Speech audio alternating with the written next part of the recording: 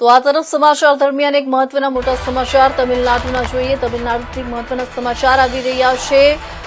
વિજયે તમિલનાડુના મુખ્યમંત્રી તરીકે શપથ લીધા. વિજયે તમિલનાડુના મુખ્યમંત્રી તરીકે શપથ લીધા છે તેવા સમાચાર. દાયકાઓ જૂના ડીએમકે એઆઈએડીએમકે યુગનો અંત. સિનેમા સુપરસ્ટારથી તમિલનાડુના મુખ્યમંત્રી સુધી કોંગ્રેસ અને પ્રાદેશિક પક્ષો ટીવીકેને સમર્થન આપે છે.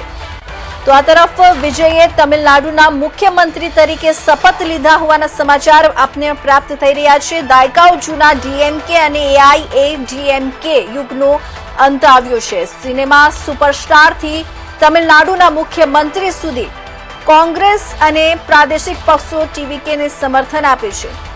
તો આ વિગતવાર વાત કરીએ આપણે. તમિલનાડુના રાજકારણમાં ઐતિહાસિક પળ સર્જાઈ છે. દક્ષિણ ભારતના સુપરસ્ટાર અને તમિલગા વેટ્રી કઝગમ એટલે કે ટીવીકેના સ્થાપક વિજયે આજે તમિલનાડુના મુખ્યમંત્રી તરીકે શપથ લીધા હતા. લાંબા સમયથી રાજ્યના રાજકારણમાં પ્રભુત્વ જમાવનાર ડીએમકે અને એઆઈએડીએમકેના યુગનો અંત આવી ગયો હોવાનું રાજકીય વિશ્લેષકો માની રહ્યા છે. ચેન્નાઈ ખાતે યોજાયેલા ભવ્ય શપથવિધિ સમારોહમાં હજારો સમર્થકો અને અનેક રાજકીય આગેવાનો હાજર રહ્યા હતા.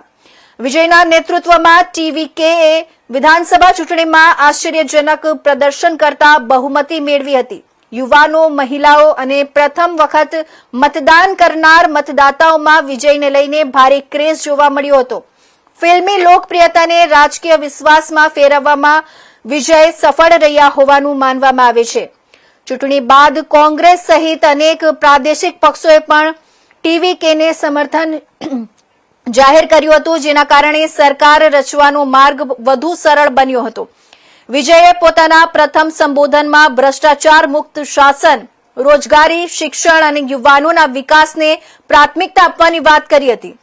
સિનેમા સ્ક્રીન પર વર્ષો સુધી સુપરહિટ રહેલા વિજય હવે રાજકીય મંચ પર પણ નવા અધ્યાયની શરૂઆત કરી રહ્યા છે. તમિલનાડુની રાજનીતિમાં આ પરિવર્તનને ઐતિહાસિક માનવામાં આવી રહ્યું છે.